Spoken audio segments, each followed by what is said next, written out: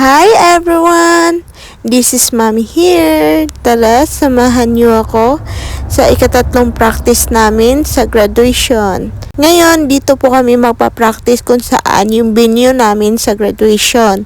Dito sa Citadine, Mandalagan, Bacolod City. So, ito po ay isang hotel. 5-star hotel. So, napaka-social, diba? Mabuti na lang pagdating namin ay pinapasok kami agad. Nakakapagod kayang tumayo sa labas lalo na kapag buntis ka. Kaya pagdating namin sa taas, naghanap kami agad ng aming mauupuan. Siyempre, matagal pa kaya yung mga kasama namin. Siyempre, hindi talaga mawawala yung Pinoy time, diba? Yung tipong nag-usap kayo na magkita kayo ng 3, tas pagdating 5 na pala. Pero syempre, may oras kami na dapat naming sundin kasi start is 3. Then, matatapos kami 6. Kasi 3 hours lang yung ina-accommodate naming time. Syempre, wala pa yung mga kaklase namin. Ano pa ba yung aasahan nyo? Kundi, take picture, video. Ganun talaga kapag kasama ko tong mga friend ko.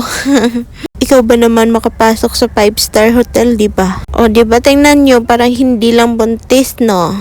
O, ayan. O, pang transition daw.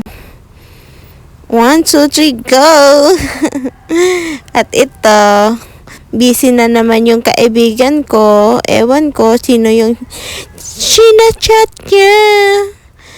At ito pa lang kami. Kaunti pa lang kami dito. Pero mamaya-maya, marami na kami dito. Kasi, syempre, magpa-practice nga ni.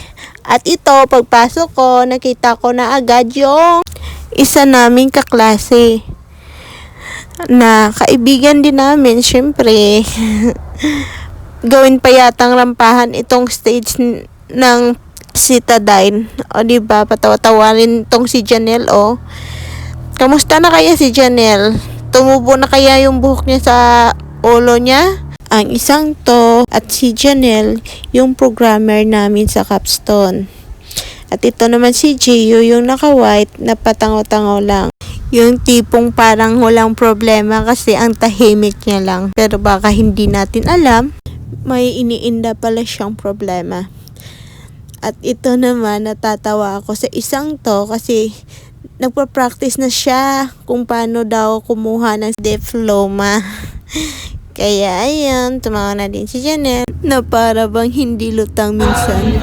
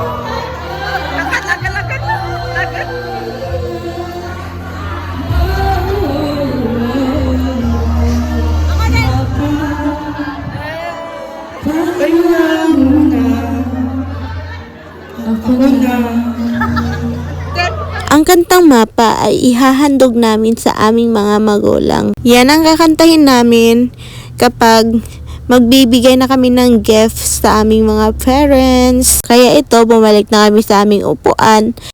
O, tingnan nyo itong si Gio. Tapos, ang isang to hindi pa magpapahuli. Then may nakita akong isang veteran, naka-white. Sila po yung mga kaklase ko. Ayan. Alam mo na talaga kapag mga kaklase mo, kapag makakita ng camera, agad magkakawayan. At malapit na kaming matapos dito kasi magsi 6 PM na at hanggang 6 lang kami dito. Kaya yon, para hindi kami masyadong mapagod o hindi ako masyadong mapagod, nag-elevator na lang kami. O diba yung mukha ko after namin nag-practice, ang oily. At ayan guys, lumabas na kami sa Citadine Hotel. At magkikita-kita na naman tayo sa aming graduation day. At ang buntis na ito parang hindi napapagod. O diba? Ganyan ka-energetic yung babaeng yan kapag kasama yung mga kaklase niya. Pero kapag nag-iisa yan, nako! Bilis yun mapagod. At hanggang dito na lang. See you in my graduation day.